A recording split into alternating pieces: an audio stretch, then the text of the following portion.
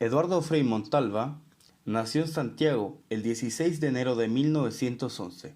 Sus primeros estudios los realizó en la Escuela Pública de Lontué y luego en el Instituto de Humanidades Luis Campino. En 1932 se tituló de abogado en la Universidad Católica de Chile y se inició como periodista en el diario Ilustrado en un viaje por Europa. Como presidente de la Juventud Católica de Chile, conoció al filósofo francés Jacques Maritain, quien influyó en sus ideas. En 1938 participó en la formación de Falange Nacional.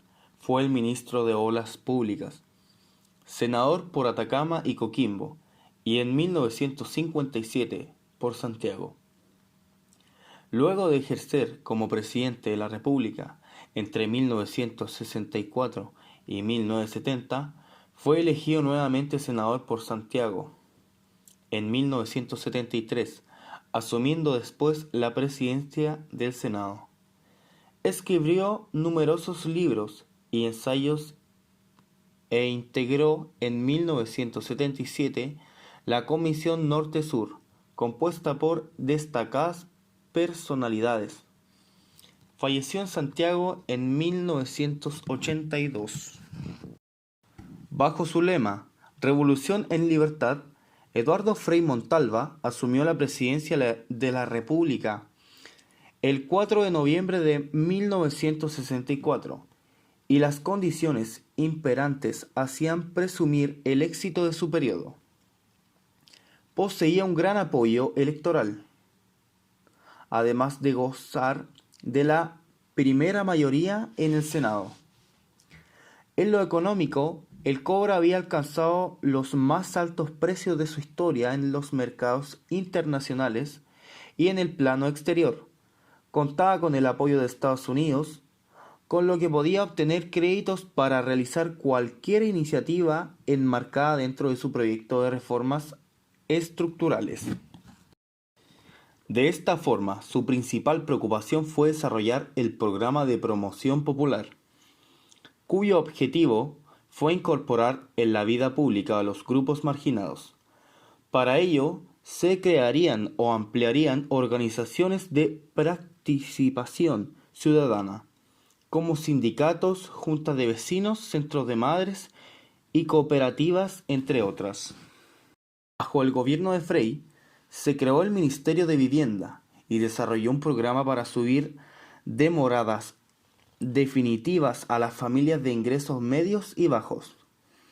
Se construyeron aproximadamente 130.000 casas económicas y se buscó poner en marcha el plan de las vigas maestras, es decir, sentar las bases del nuevo orden político y social a que aspiraba la flamante administración.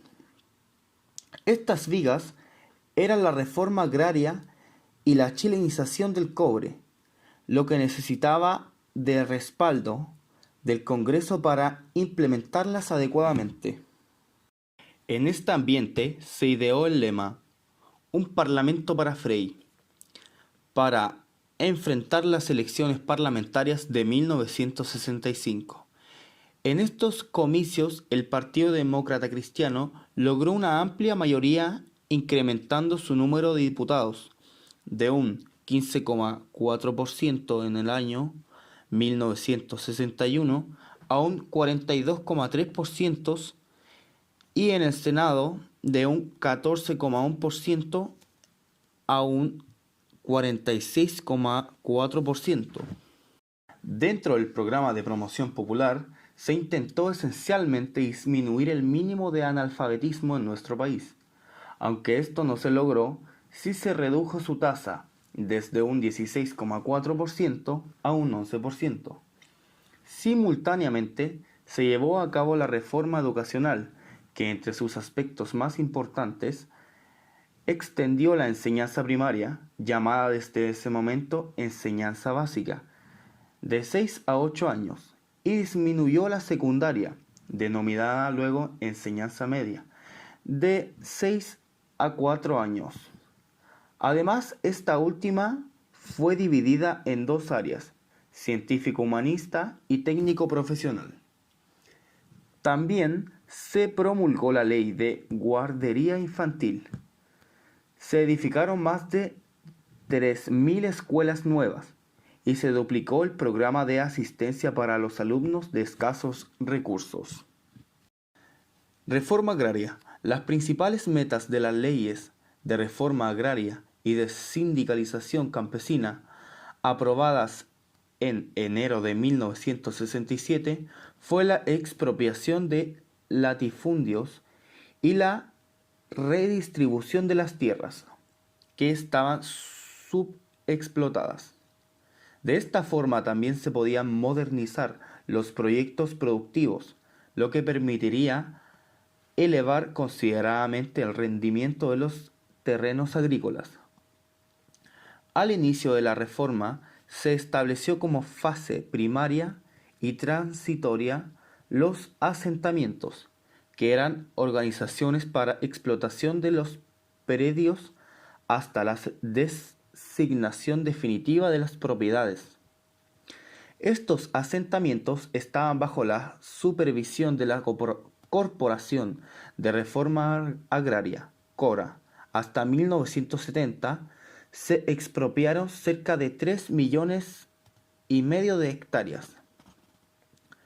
Paralelamente, se fomentó la sindicalización campesina para fortalecer las comunidades agrarias. Chilenización del cobre.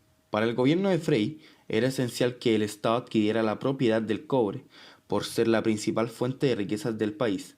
Luego de dos negociaciones, chilenización 1965 y la nacionalización pactada 1969, el Estado obtuvo el 51% de los paquetes accionarios de las filiales de las empresas estadounidenses que explotaban los yacimientos de cobre de Chuquicamata, El Teniente, La Exótica y Andina. Junto con estos también se logró de las empresas norteamericanas la concesión de un extenso plan de inversiones para incrementar la producción de este metal. Asimismo, se desarrolló la capacidad de refinar el cobre en Chile y de mejorar las condiciones de trabajo de los operarios. Para administrar este enclave económico, se creó la Corporación de Cobre Codelco, cuya responsabilidad eran las ventas y producción de recursos. Esta iniciativa permitió que nuestro país aumentara su Producto Geográfico Bruto en un 5% y lograr su superávit en la balanza de los pagos equivalentes a $168 millones en 1969.